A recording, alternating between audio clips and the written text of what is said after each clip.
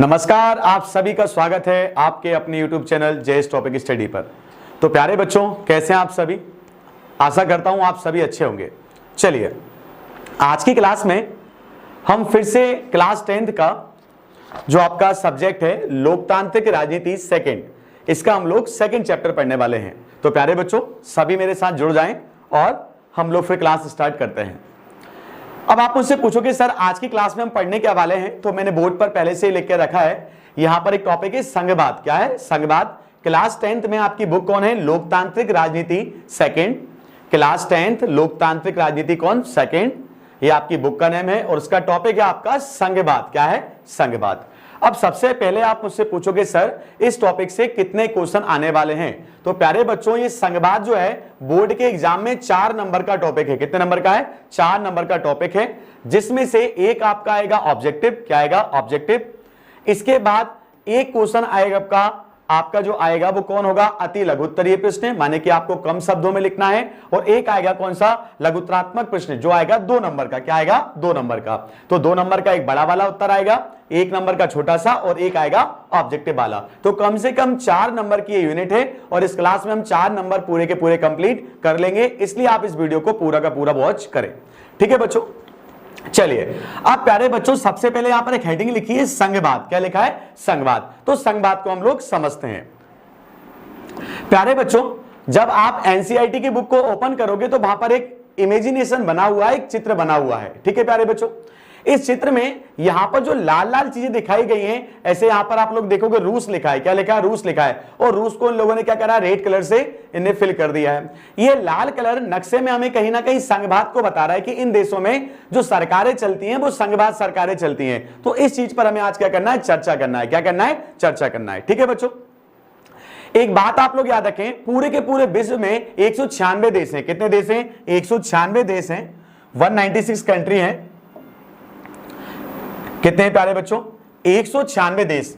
196 बेटा क्या है? कंट्री हैं। और इन 196 देशों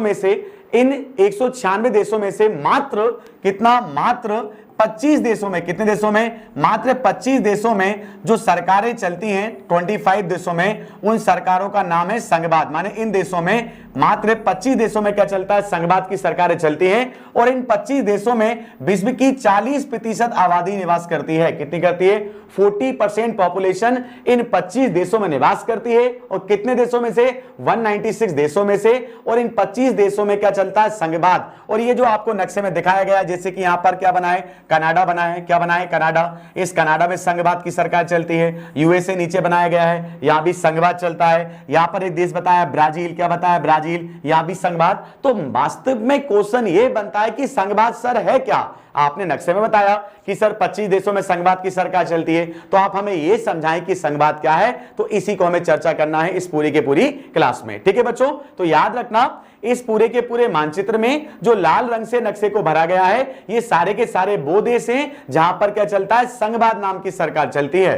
ठीक है बच्चों, और कोई पूछे कि विश्व में कुल कितने देश हैं, तो लगभग 196 देश हैं। और इन 196 देश में से मात्र 25 कंट्री में संघवाद चलता है। और उन 25 देशों में विश्व की कुल आबादी का कितना? 40% निवास करता है। तो पहले मैं आपको समझाऊंगा कि संघवाद है क्या, फिर हम आगे चर्चा करते हैं। ठीक है प्यारे बच्चों, चलिए। अब प्यारे बच्चों, सबसे पहले आप उससे पूछोगे सर हमें यह बताइए कि संघवाद क्या होता है। तो प्यारे बच्चों, संघवाद का मतलब क्या होता है? हम इस चैप्टर से पहले पढ़कर आए हैं सत्ता की साझेदारी। क्या पढ़कर आए हैं? सत्ता की साझेदारी, कि क्यों सत्ता की साझेदारी आवश्यक होती है।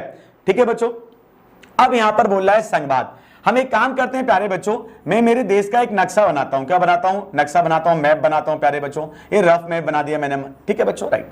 मेरे देश में बेटा क्या है? मेरे देश में देखो बेटा केंद्र सरकार भी चलती है। मोदी का नाम सबने सुना होगा। आदरणीय मोदी जी क्या है? केंद्र सरकार में है ना, माने प्राइम मिनिस्टर है। ठीक है बेटा। फिर मैं मध्य प्रदेश में रहता हूं, तो मध्य प्रदेश में क्या है? वहां के मुख्यमंत्री कौन है? शिवराज सिंह चौहान है। मतलब कि भाई हमारे राज्य के मुख्यमंत्री कौन हो गए? शिवराज सिंह चौहान हो गए। और मैं एक गांव में भी रहता हूं। मेरे गांव में बेटा कौन है? सरपंच है। बेटा कौन है? सरपंच है, माने कि मेरे गांव की भी एक अपनी सरकार है। कहने का मतलब क्या है? एक से अधिक सरकार यदि कार्य करती है, किसी देश में एक से अधिक सरकार यदि कार्य करती हैं, तो उस देश में संघवाद कहलाता है। क्या कहलाता है? संघवाद नामक सरकार कहलाती है। और हमारे देश में केंद्र सरकार भी है, हमारे राज्यों में राज्य सरकारें भी हैं, और हमारे लोकल क्षेत्र में, गांव में, ग्रामीण क्षेत्र में ग्रामीण सरकारें हैं, जिन्हें हम लोग बोलते हैं सरपंच, ग्राम सचिव वगैरह। तो कहीं ना कहीं क्या बोलूंगा मैं, एक से अधिक सरकार का कार्य करना ही कहीं ना कहीं शुद्ध हिंदी में क्या कहलाता है? संघवाद कहलाता है प्यारे बच्चों। क्या कहलाता है? संघवाद कहलाता है। तो आज से आप क्या याद रखोगे? एक से अधिक सरकारों का किसी क्षेत्र में, किसी देश में कार्य करना क्या कहलाता है? संघवाद कहलाता है। क्या कहलाता है बच्चों? संघवाद कहलाता है। अब मुझसे आप पूछोगे सर ये बताइए कि आप बोल रहे हो सरकार, गवर्नमेंट, क्या बोल रहे हो आप? सरकार। ये सरकार क्या होती है प्यारे बच्चों? तो प्यारे बच्चों सरकार के दो रूप होते हैं। क्या होते हैं? दो रूप। कहीं कहीं एकात्मक सरकार होती है और कहीं कहीं संघात्मक सरकार होती है। तो मैंने यहां पर लिखा है एकात्मक सरकार और दूसरा लिखा है प्यारे बच्चों संघात्मक सरकार। अब हम ये समझेंगे कि एकात्मक सरकार क्या होती है और संघात्मक सरकार क्या होती है। ठीक है प्यारे बच्चों, एकात्मक सरकार का यदि आपको एग्जांपल दूं प्यारे बच्चों, तो मैंने लिखा है यूके, यूके मतलब यूनाइटेड किंगडम, यहां मैंने लिखा है जापान माने जापान, और तीसरा मैंने लिखा है सऊदी अरब। क्या लिखा है? सऊदी अरब। बेटा एकात्मक सरकार का मतलब बेटा ये होता है, क्या होता है? ऐसे मान के चलें जापान में भी यदि माने हम लोग, बेटा मैंने जापान को एकात्मक सरकार का एग्जांपल दिया है। अरे जापान में भी सेंट्रल गवर्नमेंट है, स्टेट गवर्नमेंट है और लोकल गवर्नमेंट होगी, लेकिन बेटा यहां पर जो मजबूत होगा, जिसके पास अधिक पावर होगा, पावर माने शक्ति, जिसके पास अधिक शक्ति होगी वो कौन होगी? Central government. और सेंट्रल गवर्नमेंट की अपेक्षा स्टेट गवर्नमेंट माने राज्य सरकार और लोकल एडमिनिस्ट्रेशन के पास क्या होगी? कम शक्ति होगी। इसे हम बोलते हैं, बोलो कौन? एकात्मक सरकार। क्या बोलते हैं? एकात्मक सरकार। अर्थात जिन देशों में केंद्र सरकार, राज्य सरकार या लोकल एडमिनिस्ट्रेशन या स्थानीय सरकार की अपेक्षा मजबूत होती है, उसे हम कहते हैं एकात्मक सरकार। क्या बोलते हैं? एकात्मक सरकार। अर्थात कहीं ना कहीं शक्तियों का केंद्रीकरण होगा। क्या होगा? केंद्रीकरण कहां होगा? केंद्र की ओर। कहां होगा? केंद्र की ओर। तो अब आपसे कभी कोई पूछे कि एकात्मक सरकार क्या होती है, कि ना सर वह सरकार जिसमें शक्तियों का विकेंद्रीकरण नहीं होता है, शक्तियों का बंटवारा नहीं होता है, शक्तियां सिर्फ एक ही हाथ में होती हैं, उन्हें हम कहते हैं एकात्मक सरकार। और जैसे एग्जांपल क्या बोलोगे? यूनाइटेड किंगडम बोल देना, जापान बोल देना, जापान बोल देना, सऊदी अरब बोल देना, सऊदी अरब। क्योंकि हम पढ़ के आए हैं 196 कंट्री में से मात्र 25 कंट्री में क्या है? संघवाद है, और जितनी भी कंट्री बन गई उनमें क्या है? इसी प्रकार की सरकार है। कैसी? एकात्मक सरकार। अब प्यारे बच्चों हम चर्चा करते हैं कि हमारे देश की कहानी क्या है प्यारे बच्चों।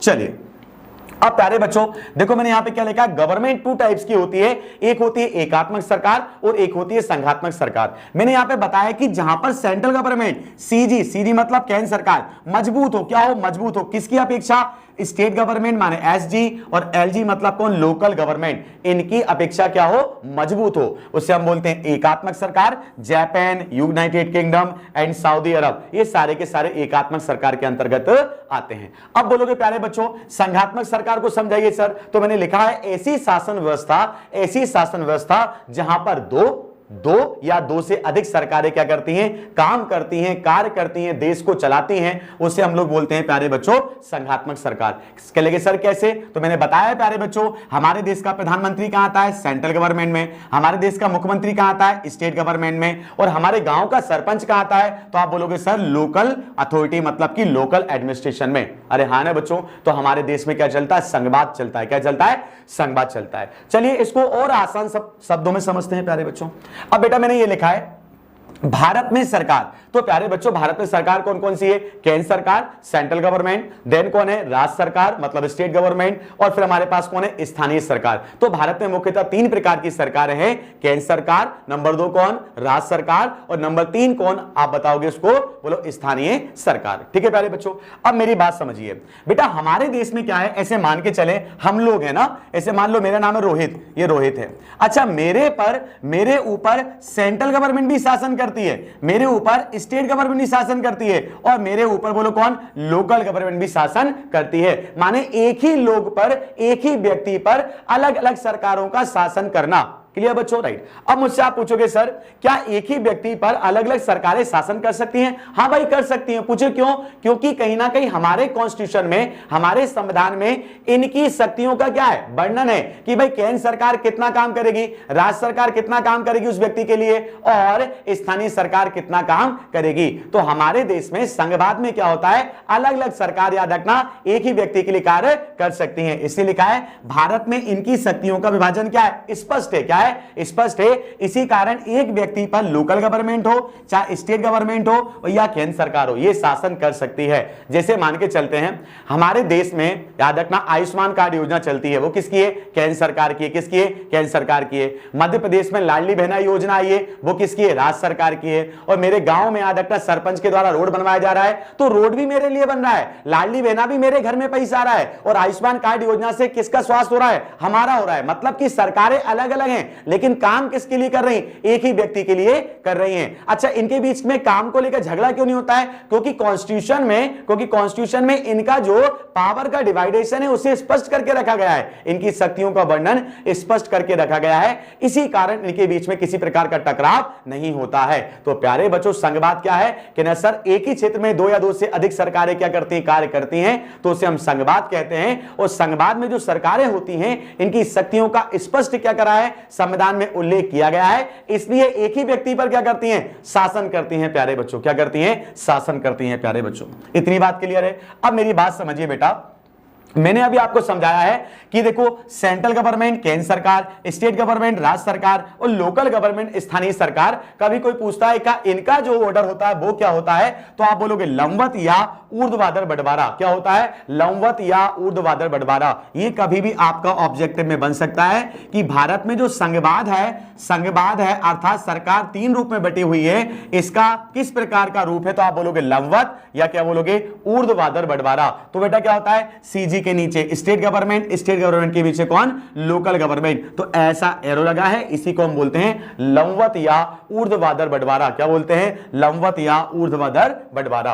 अब मेरी बात समझिए प्यारे बच्चों, अब एक क्वेश्चन बनता है आपके एग्जाम में कि संघीय सरकार की कौन कौन सी प्रॉपर्टी हैं, माने कौन कौन सी विशेषताएं हैं। तो प्यारे बच्चों एग्जाम में कम से कम 5 विशेषताएं हमें लिखना ही पड़ेंगी। अच्छा, पहली विशेषता क्या लिख दोगे कि सर 2 से अधिक स्तर की सरकारें होती हैं, माने कि हम संघवाद उसे कहेंगे जिस क्षेत्र में क्या होता है, 2 से अधिक स्तर की क्या होती है, सरकार होती है। जैसे कौन? सेंट्रल गवर्नमेंट, स्टेट गवर्नमेंट और लोकल गवर्नमेंट। इतनी बात क्लियर है प्यारे बच्चों? चलिए अब हम आगे बात करते हैं प्यारे बच्चों। क्या लिखा है? नंबर 2, अलग अलग सरकारों की शक्तियों का क्या होता है, विभाजन होता है। क्या होता है? विभाजन। माने संघवाद में अलग अलग सरकारें होती हैं और उनकी शक्तियों का विभाजन क्या होता है, स्पष्ट होता है। तो दूसरी विशेषता क्या हो गई प्यारे बच्चों, ये हो गई है। अब मैं आपको बताता हूं प्यारे बच्चों, भारतीय संविधान की 7वीं अनुसूची में केंद्र सरकार, राज्य सरकारों की शक्तियों का बंटवारा किया गया है। इसलिए 7वीं अनुसूची में क्लियर बोला गया है कि संघ सूची होगी, एक राज्य सूची होगी और एक संवर्ती सूची होगी। क्या होगी प्यारे बच्चों? सूचियां होंगी 3 प्रकार की, एक होगी संघ सूची, एक होगी राज्य सूची और एक होगी संवर्ती सूची। अब मुझसे आप पूछोगे सर कि जो 7वीं अनुसूची में संघ सूची बोला गया है इसका काम क्या है, तो बेटा संघ सूची के अंतर्गत केंद्र सरकार कानून बनाएगी। क्या बनाएगी? केंद्र सरकार कानून बनाएगी। ठीक है प्यारे बच्चों। अब बेटा दूसरा कौन आता है, राज्य सूची। बेटा राज्य सूची में यह कहा गया है कि इसमें कौन कानून बनाएगा, राज्य सरकार कानून बनाएगा। कौन बनाएगा? राज्य सरकार कानून बनाएगा। और प्यारे बच्चों तीसरी सूची आती है संवर्ती सूची। क्या आती है बेटा? संवर्ती सूची। और संवर्ती सूची में क्या है बेटा, सेंट्रल गवर्नमेंट माने केंद्र सरकार और स्टेट गवर्नमेंट मतलब कौन, राज्य सरकार, ये दोनों मिलकर क्या बना सकती है, कानून बना सकती हैं। अब बोलोगे सर किन पे कानून बनाएंगी? अरे भैया विषय पे कानून बनाएंगी। अच्छा विषय क्या होते हैं? अरे बेटा विषय क्या होते हैं बेटा, शिक्षा एक क्या है बेटा, विषय है बेटा। स्वास्थ्य क्या है बेटा, एक विषय है बेटा। आवास क्या है बेटा, एक विषय है बेटा। भोजन एक बेटा क्या है, विषय है बेटा। परिवहन क्या है, विषय है। तो भैया परिवहन के लिए, शिक्षा के लिए, संचार के लिए, नदियों के लिए, इस पूरे भारत के लिए जो योजनाएं बनती हैं वो ही क्या है, सब्जेक्ट हैं। और इन सब्जेक्ट पे काम कौन करेगा भाई? केंद्र सरकार कानून बनाएगी क्या, संघ सूची में। अच्छा, संघ सूची में जो विषय आएंगे उस पर कौन कानून बनाएगा, केंद्र सरकार। राज्य सूची में जो सब्जेक्ट आएंगे उस पर राज्य सरकार बनाएगा, और संबंधित सूची में जो विषय आएंगे उसे सेंट्रल गवर्नमेंट और स्टेट गवर्नमेंट दोनों ही बना सकती हैं। लेकिन प्यारे बच्चों, एक और सूची आती है जिसको हम बोलते हैं अपशिष्ट सूची। क्या बोलते हैं, अपशिष्ट सूची। और इसकी परिभाषा क्या बेटा, ऐसे विषय जो तीनों सूचियों में नहीं आते हैं, ऐसे विषय जो तीनों सूचियों में नहीं आते हैं, वो आते हैं आपके अपशिष्ट सूची में। कहां आते हैं, अपशिष्ट सूची में। और अपशिष्ट सूची में ओनली फॉर केंद्र सरकार सेंट्रल गवर्नमेंट कानून बनाती है। कौन बनाती है, सेंट्रल गवर्नमेंट कानून बनाती है। इतनी बात मेरी क्लियर है प्यारे बच्चों। अब हम आगे बात करते हैं प्यारे बच्चों अगली विशेषता की, कि ये सरकारें होती है संघवाद में, इनका कार्य क्षेत्र क्या होता है, अलग अलग होता है। क्या होता है, अलग अलग होता है। गांव में कौन काम करेगा, स्थानीय प्रशासन। क्लियर बच्चों, राइट। शहर में कौन काम करेगा, याद रखना, ठीक है, आपका शहरी प्रशासन। ठीक है, तो ऐसे बात याद रखना है। और फिर क्या लिखा है प्यारे बच्चों, संविधान की मूल विचारधारा का संशोधन दोनों के सहयोग से होगा। मतलब कि जो हमारी सेंट्रल गवर्नमेंट है या स्टेट गवर्नमेंट है, इनको संविधान की किसी विचारधारा में परिवर्तन करना है तो दोनों की क्या होगा, सहयोग से होगा। कैसे होगा प्यारे बच्चों, समझिए। भारतीय संविधान के आर्टिकल 368 में एक प्रक्रिया बताई गई है संविधान संशोधन की। क्लियर, कॉन्स्टिट्यूशन अमेंडमेंट लाने की, संविधान संशोधन। क्योंकि हमारा संविधान जड़ संविधान नहीं है, इसमें आप संशोधन कर सकते हो। अच्छा, संशोधन कितने प्रकार से होता है प्यारे बच्चों, एक बात और याद रखना बेटा, संशोधन की प्रक्रिया हमने ली है किस देश से, दक्षिण अफ्रीका। किससे लिए प्यारे बच्चों, दक्षिण अफ्रीका, साउथ अफ्रीका से हम लोगों ने ली है। और भारत के संविधान में संशोधन 3 प्रकार से होता है। नंबर 1 हम बोल सकते हैं सामान्य बहुमत से। किससे बेटा, सामान्य बहुमत से। अब आगे जाकर आप जब बड़ी क्लास में आओगे ना तो आप समझोगे, बस अभी सिंपल समझो। एक होता है सामान्य बहुमत बेटा, एक होता है बेटा स्पेशल मेजोरिटी, जिसको बोलते हैं विशेष बहुमत। क्या बोलते हैं बच्चों, विशेष बहुमत। और बेटा एक होता है विशेष बहुमत, माने कि स्पेशल मेजोरिटी, विशेष बहुमत प्लस आधे राज्यों का समर्थन। कितना बेटा, आधे राज्यों का समर्थन। क्या बेटा, आधे राज्यों का समर्थन। तो देखो बेटा, यहां राज्य सरकार आ गई, याद रखना। विशेष में कौन आ गया, लोकसभा राज्यसभा। ये विशेष में कौन आ गई, केंद्र सरकार। ये सामान्य में कौन आ गया, तो ये क्या है, हमें संविधान की किसी भी विचारधारा में परिवर्तन करना है तो संघवाद से क्या असर हो जाता है कि दोनों सरकारें मिलजुल कर क्या करेंगी, वो संशोधन लेकर आएंगी। ठीक है प्यारे बच्चों, बोलो हाँ ना बच्चों। तो इसी प्रकार हमारा ये चैप्टर बेटा क्या होता है, हमारा चैप्टर क्या होता है, फिनिश होता है। क्या होता है, फिनिश होता है। और इसमें हम लोग क्या समझे बेटा, हम समझे संघवाद है क्या, संघवाद है क्या।